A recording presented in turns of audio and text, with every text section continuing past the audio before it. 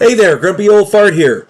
Be sure to check me out over on Rumble. There you'll find all of my stuff from YouTube, plus my political and social commentary and weekly current events, which YouTube frowns on. Links to my Rumble channel as well as my other YouTube channels and links to let you order my books are in the description of this video. If you enjoy my content, please like, subscribe, share, and comment. I welcome your comments even if you disagree with me. Now, on with the video. Hey there, Grumpy Old Fart here. I'm doing an advanced Dungeons & Dragons advice video on the Flyswatter Defense. I did a video a while back on the Wile Coyote Defense. This is very similar. There is a magic user spell in the Advanced Dungeons & Dragons Player's Handbook called Wall of Iron. It is a 5th level spell and is so very useful. I've been playing this game for 47 years, and I've been running it since 1979. I've seen a lot of interesting, intriguing, and imaginative ways to use various spells. Wall of Iron is no different. I've seen it used as a barrier to keep monsters away. I've seen it used as a makeshift bridge. I've seen it used as a cap to prevent denizens of the Underdark from escaping the depths. It's just amazing what you can do with a massive sheet of iron. One of the best ways I've ever seen this spell used was in a castle.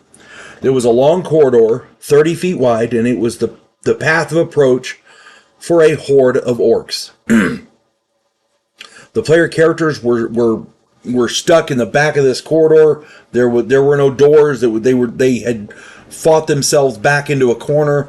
They were outnumbered, something like 100 to 1 or something, and it was crazy. They were against the wall, had nowhere to go.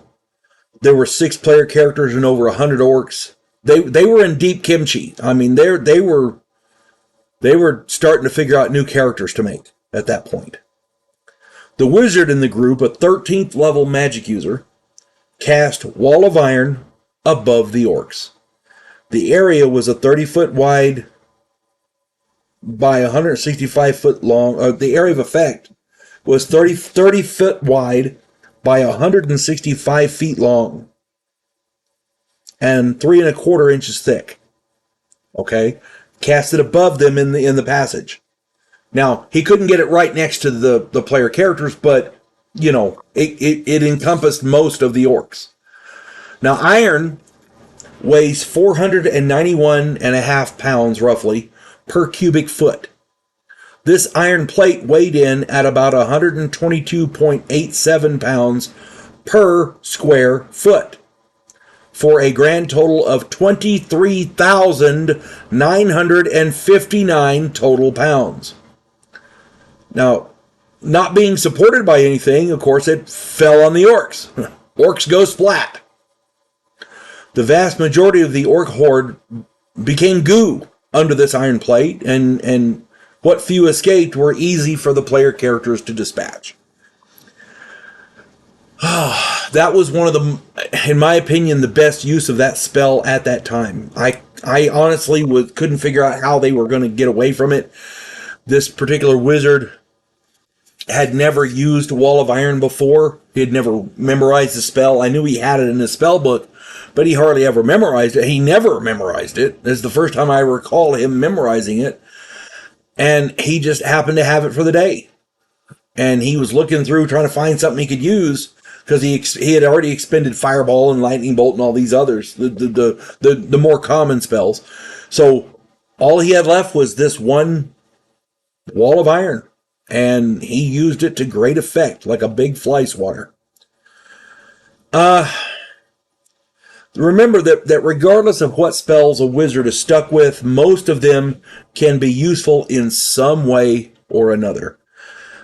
I have talked at length about how, precast spells and other things, how different spells can be used for different effects. The spell material for the Wile Coyote Defense keeps springing to mind for some reason, because it's very similar.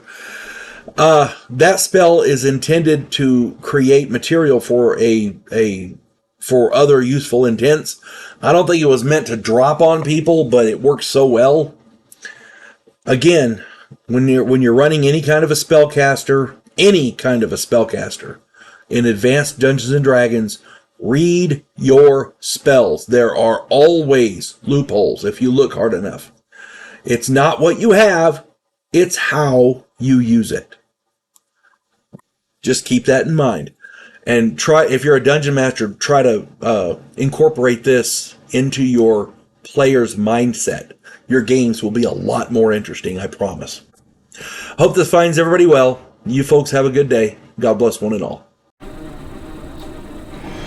Clarissa Lowe, a historian from the future.